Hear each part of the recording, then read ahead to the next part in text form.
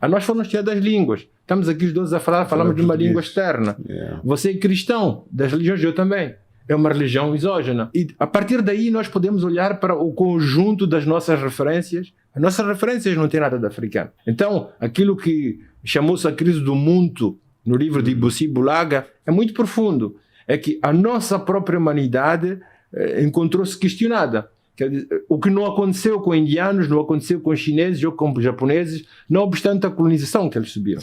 Então, há dimensões que Lopes continua, nas nossas conversas e grandes discussões, costuma dizer que não podemos comparar porque, de facto, há diferenças marcantes extremamente importantes temos de ter em conta. Isto me parece alguma coisa importante acrescentar à nossa relação. Agora, Trump. Trump corta o Zaid.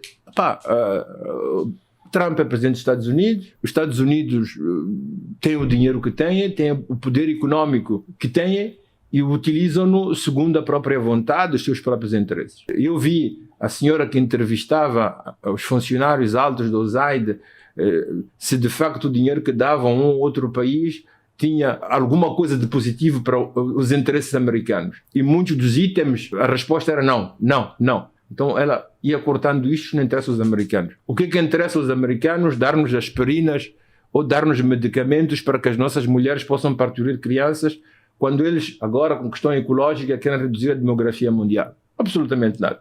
Aliás, até pode ser contraproducente. Então, num ponto de vista deles, até pode ser interessante deixar-nos em condições desastrosas. O problema é responsabilidade dos americanos produzir medicamentos para nós. É responsabilidade deles dar-nos comida. É responsabilidade deles sustentar o nosso aparelho do Estado.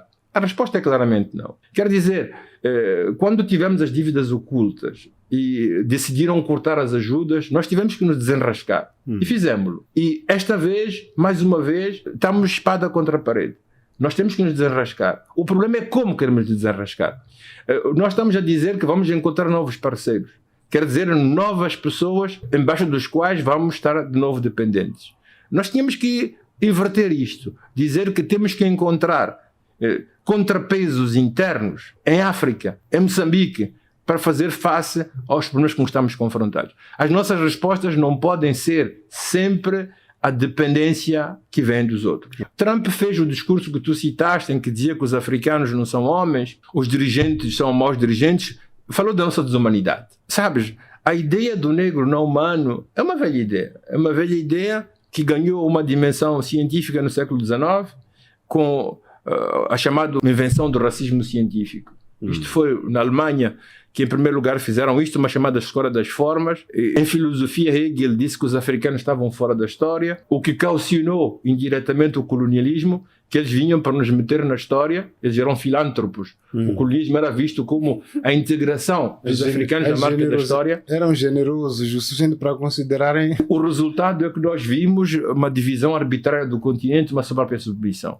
Quando nós ficámos independentes, nós tentamos ser independentes, ou pelo menos esta era a vontade. Isto era a continuação de uma história de sofrimento que datava mais de 5 séculos e que inclui todas as diásporas nossas, inclui Haiti sobretudo. E quando ficamos independentes, não era para continuarmos a dependência, era para sairmos da dependência. Mas os mecanismos internacionais existentes e aqueles que foram aplicados, os americanos na altura inventaram a sociologia do desenvolvimento, pensavam que podiam se transferir tecnologias para o nosso continente e que nós rapidamente íamos chegar aos mesmos resultados que os outros. Simplesmente criou-se um sistema de aumentar a nossa dependência em relação ao Ocidente. É por isso que na década de 60 houve um economista egípcio, Samir Amin, que falou da desconexão. Ele falava da necessidade da África de desconectar-se ao Ocidente. Por cada ano que passava, o Ocidente ficava mais rico, a África mais pobre e mais dependente. As chamadas teorias de dependência. E isto foi prolongando-se até hoje, até chegarmos a esta aporia incrível, como eu disse antes, de uns que vão à Lua fazer turismo e de outros que não conseguem produzir o mínimo para poder se alimentar. Esta coisa do Trump, para quem dirige o nosso país, para quem faz política, deve ser um drama, onde ir encontrar meio milhão de dólares para comprar medicamentos para o nosso sistema de saúde. Para não falar de pequenos microprojetos que existem. É um drama para as pessoas que vão para os hospitais, é um drama para quem trabalhava para as ONGs financiadas direto ou indiretamente pelo Zaid. Porém, se tu pensas do ponto de vista da reflexão, também pode ser uma oportunidade. Pode ser uma oportunidade para dizer assim, nós temos que, como dizias tu, emancipar. Temos que encontrar caminhos que nos permitam encontrar respostas. É por isso que nós podemos olhar para Trump e reagir como fizemos muitas vezes. Nós também somos homens, nós também temos culturas, também temos histórias. Criamos o Egito Antigo, Tombuctu, a Biblioteca de Alexandria, nós podemos, o Zimbábue. Nós podemos ganhamos corridas de futebol, jogos de futebol, podemos fazer isso. Mas teremos essa resposta já damos desde o século XIX. Os nossos primeiros intelectuais, Dubois, os nossos literários, Langston Hughes, Marcos Garvey, a negritude com César, Senghor e Damas, os pensadores da filosofia primeira, sobretudo Ibussi Bulaga, junto a Tungi. Se tu olhas, o que temos em comum é tentar dizer ao mundo que também somos homens. É uma tentativa de afirmar uma humanidade que já é negada. Até a música, até Bob Marley. Até aqueles que dizem I'm black but I'm proud, I'm beautiful. Negritude, toda a ideia da negritude. Todos nós continuamos a dizer aos outros que somos homens. Mas acho que não temos que continuar a dizer aos outros que somos homens. Temos que fazer coisas que mostrem-nos a nós próprios em primeiro lugar e que mostrem aos outros que nós temos o nosso lugar nesta humanidade que avança. Então, não há resposta teórica nem filosófica a ser dada a Trump, há simplesmente uma autorreflexão que temos que fazer. É verdade ou não que somos dependentes? É verdade ou não que nos assumimos? É verdade ou não que nossos sistemas políticos são ditaduras de conflitos, de eleições contestadas a cada ciclo eleitoral, são conflitos e batalhas nas estradas e etc. É verdade ou não? Então, a resposta que a nossa geração tem que dar não é uma resposta polêmica, não é uma resposta retórica, não é uma resposta dialética, é uma resposta factual. Nós temos com fatos ser capazes de mostrar que não somos aquela desumanidade ou não humanidade que de Hegel até Trump tem contradistinguido o pensamento e a política ocidental, que temos espaço nessa humanidade, mas só podemos fazê-lo fazendo praticamente mostrar que não só somos homens, mas temos o nosso lugar na esfera da humanidade. Volto a dizer, nós temos muito a fazer entre nós. E mais do que olhar para o Trump, eu olho para o Burkina Faso, eu olho para o Mali, eu olho para aquilo que acontece no Níger, onde mudanças levadas a cabo por golpes de Estado. Eu espero que em Moçambique não haja isso, porque não é assim que temos que mudar sistemas, regimes políticos, mas lá impôs-se que isso acontecesse. Mas o mais importante não é a maneira como as mudanças foram feitas, é o que se faz com as mudanças. Eles estão a tentar arredar orgulho e a transformar países importadores em exportadores, a tentar lutar contra o jihadismo, a tentar aumentar os níveis de produção, trazer fábrica para a transformação no interior, os sistemas políticos que se abrem para que os países possam colaborar, estão a pensar numa moeda única, estão a pensar em criar aquela unidade que desde Dubois, Garvey, Biden e Biden, até digo Biden, até quando Nkrumah esteve, ou Gaddafi, se quisermos, esteve na cabeça das nossas elites pensantes, mas não conseguimos materializar. É importante olharmos para o que está a acontecer. É daquele lugar que pode nascer uma África diferente, orgulhosa de si própria, mas para isso temos que ser capazes de fazer sacrifícios no trabalho, na abnegação, no pensar em comum, pensar o que temos que fazer como deveres, não só pensar nos nossos direitos, para podermos catapultar este nosso país e nosso continente para frente. Aproveito para dizer que hoje Moçambique sofre de conflitos, de contraposições de pensamento, de posicionamento, no modo de ser e de fazer. Nós vamos ter que encontrar um lugar, um meio, a partir do qual juntar forças para irmos para frente. Colaborarmos juntos, trabalharmos juntos. Podemos pensar diferente, podemos ter opiniões diferentes, podemos ter perspectivas diferentes, mas tem que haver um lugar, um locus, em que todos nos encontramos como moçambicanos e tem que haver metas claras, as que temos que atingir e nós temos que competir, cada um tem que nos mostrar qual é o melhor modelo, a melhor maneira de chegarmos àquele objetivo que nós queremos. Isso tem que constituir a nossa diferença. Mas nós temos que nos meter juntos, meter todas as nossas energias, as nossas inteligências juntos, para nos propormos objetivos possíveis, atingíveis, que ajudem-nos a rehumanizar o nosso país, a nossa raça, o nosso continente, para metermos nas sendas do mundo. E não vamos fazê-lo lutando uns contra os outros, não falando uns com os outros, estigmatizando uns aos outros, mas a inteligência está no lado da comunhão, de fazer como é religioso e meter juntos. Cumené queria dizer o encontro entre o Oriente e o Ocidente, mas eu diria Cumené primeiro entre moçambicanos e africanos, para juntos lutarmos para a construção de um Moçambique possível. Isto é possível. E que o torna impossível somos nós. Temos que fazer esforço para meter as nossas energias em tornar possível uma maior comunhão, uma maior simbiose na luta por um objetivo de desenvolvimento comum.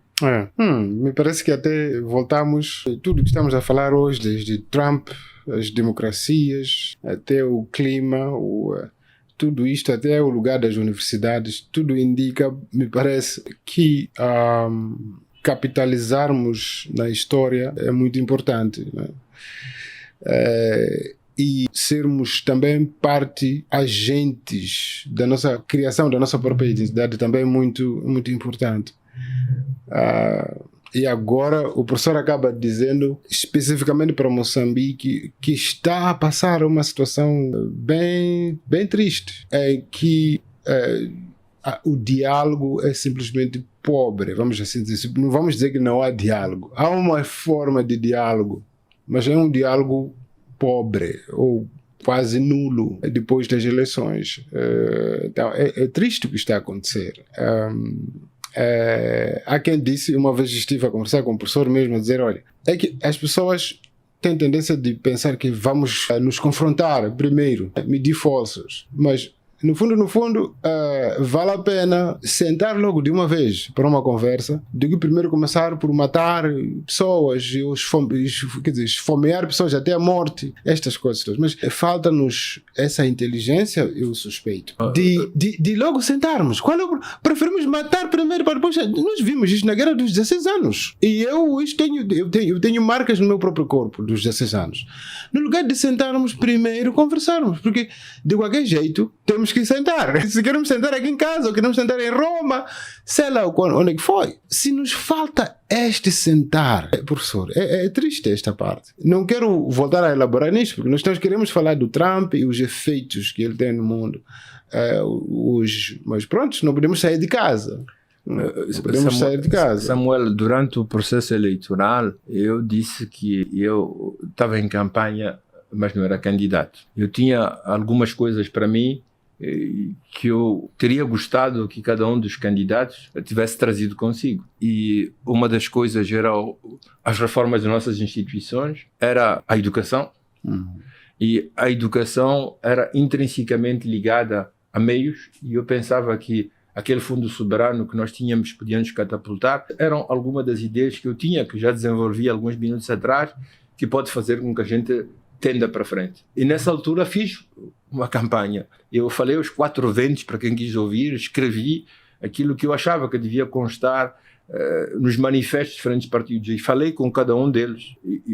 Com cada um dos partidos ou dos candidatos, eu tive a oportunidade de partilhar isso. Quando acabaram as eleições, entramos no conflito. Quando acabaram as eleições, a minha campanha, como a campanha de todos, tinha terminado. Infelizmente, sobramos num conflito. E eu fiz uma promessa para mim. Eu não ia criticar ninguém. Não ia dizer a ninguém aquilo que estava errado. Eu ia meter toda a minha energia, falando em voz alta, mas sobretudo os últimos 3 meses em baixo, dialogando com as diferentes forças do país para encontrarmos um caminho que nos permita fazer aquilo que para mim é o essencial, a pacificação, através do diálogo, e depois encontrar uma maneira de construirmos juntos, construirmos, ter verdades construídas e ter metas construídas, o que nós chamamos de consensos, para podermos mobilizar essa grande energia que a nossa juventude tem, para direcionarmos essas energias em direção à construção de um Moçambique diferente. Por isso não vou comentar nada do que está a acontecer em Moçambique. Este é um trabalho que neste momento, há 3 meses esta parte, eu faço embaixo da mesa, mas este não é o momento de criticar, não é o momento de ser a favor de uma coisa ou de outra. Este é o momento de recusar o que está descozido, para que a gente possa, com energia e pujança, pensar num futuro melhor para todos nós, para todo o Moçambique. Eu penso que esta conversa foi longa hoje, mas quase necessária. 1 hora.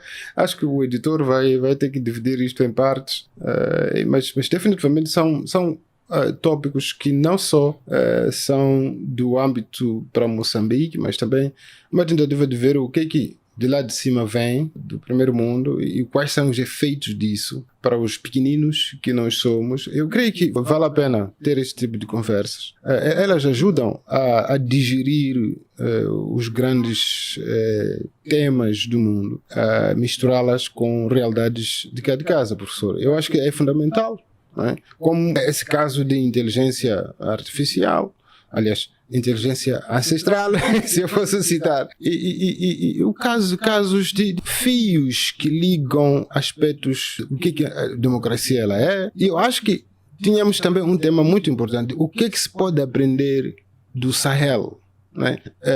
Para os nossos dias de Moçambique? Isso é uma matéria para ver. Primeiro, ali há muita coisa para aprender com este jovem país, né?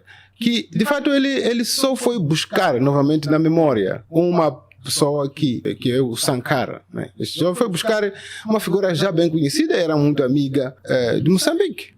E agora ele disse, olha, viver na escravidão ou morrer, qual é a diferença? É o que ele perguntou a si próprio. Olha, meu povo todo está escravizado. Como é que vamos fazer? Viver na escravidão ou morrer, qual é a diferença? E temos que, se queremos viver, temos que tentar ser livres com os nossos recursos. Essa é a questão simples que ele fez. E tudo virou. Toda a região começou a pegar as ideias. Incluindo ele não teve medo de se afastar da União Africana se ela não fosse do lado de ajudar. O grupo dele lá, como que chamam esta região ali, que Nigéria é presidente agora, CDAO. CDAO, sim, ele disse, vocês não estão para apoiar as minhas ideias, querem continuar a bombear combustíveis para a Europa, sem pagar taxas e o povo a morrer ali, terrorismo no norte. Se vocês querem fazer isso, que vão fazer. Eu não vou fazer mais. Há muitas lições para aprender no Sahel. Acho que podia-se começar por dizer o que é um golpe de Estado. Será que o que é um golpe de Estado? Talvez temos que começar a rever com uma outra perspectiva essa ideia de golpe de Estado em relação a uma democracia, a legitimidade de uma democracia. Nós temos situações em Moçambique um pouco tristes, né? Tem um fulano que quando está a andar na rua todo mundo está lá. Entretanto tem um Estado. Entretanto, o professor não está autorizado a fazer comentários sobre isso, eu só estou a pensar, mas é isso mesmo. Temos que aprender alguma coisa. O que é ser um líder hoje num país com muita fome, não é? Por ali. Mas isso é uma matéria para possivelmente uma conversa relaxada um outro dia. Seria por ali, mas hoje eu gostei. Trouxemos um pouco de pedaços das consequências de Trump na Casa Branca e o que isso significa para o resto do mundo. A questão do normal e o não normal, o que é isso mais. Há uma parte também, professor, que esquecemos um pouco, a questão do contrato social versus este mundo normalizado e o não normalizado. Onde que fica o compromisso quer dizer, que o povo dá a uma entidade que chama-se Estado para poder exercitar isto? Como é que fica esse normal e não normal? Talvez seria a última reflexão do professor. Eu ia dizer, assim mesmo para concluir, já falamos longamente hoje, que há coisas normais em Moçambique e há coisas anormais em Moçambique. Para terminar com Moçambique, a normalidade e a anormalidade. A normalidade em Moçambique são os conflitos pós-eleitorais, como é a fome, como é a miséria, como é a dependência, como é a falta de infraestruturas, 2 alimentações corretas por dia. E contra esta normalidade nós temos que nos insurgir. Insurgir com tudo aquilo que nós temos como força, como inteligência e como energia. Não podemos aceitar que a dependência fique normal. Não podemos aceitar que a fome, a miséria, a pobreza seja uma coisa normal. Não podemos aceitar que as ajudas que sejam de Trump ou da União Europeia, do USAID ou de não sei qual outro organismo seja a forma normal. Como homens que somos, porque somos homens, como os outros homens resolvem os próprios problemas eles próprios, nós temos que dar-nos os meios para encontrar soluções aos nossos problemas. Também não é normal que a cada pleito eleitoral entremos em convulsões. E é preciso criar uma nova normalidade que faça com que a nossa maneira de viver juntos, o que tu chamaste de contrato social, seja mais claro. porque o conflito político resulta da falta de uma clareza na maneira como os que estudaram, os que têm funções públicas, tenham mais responsabilidades em relação a todo o conjunto do povo de Moçambique. E isto deveria ser normal, mas deixou de ser normal nos últimos anos. É preciso voltarmos a esta normalidade. Não é normal, mesmo para Moçambique, as convulsões que nós assistimos, as barragens nas estradas, dias sem trabalho, bombardeamentos, gente sequestrada, ou gente que bloqueia espaços públicos, destruições de infraestruturas. Infelizmente, esta situação de anormalidade tornou-se normal. E nós temos que recusar normalizar isto. Nós temos que reafirmar a ideia de um compromisso de todos com todos a favor da nossa gente e do nosso povo como a única normalidade que tem que ser normal entre nós. E isso passa por uma capacidade de saber que as minhas verdades, por quanto verdadeiras elas sejam, são sempre, do meu ponto de vista, a minha opinião, a verdade dos outros. Isso chama tolerância, isso chama o diálogo, isso chama a capacidade de sentar à mesa e de fazer negociações, mas só em função do bem-estar da maioria do nosso povo. Se não fizermos isto, estaremos uma vez mais a trair a razão de toda a luta de gerações inteiras de pessoas que morreram para tentar fazer com que nós, moçambicanos e africanos, chegássemos à independência.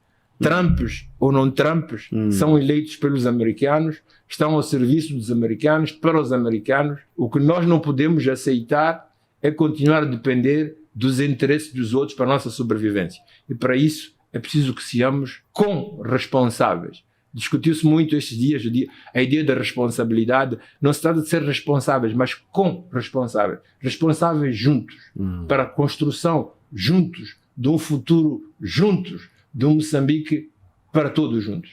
Penso que a gente pode parar aqui uma boa conversa esta tarde. Obrigado, professor. Eu que agradeço. Obrigado.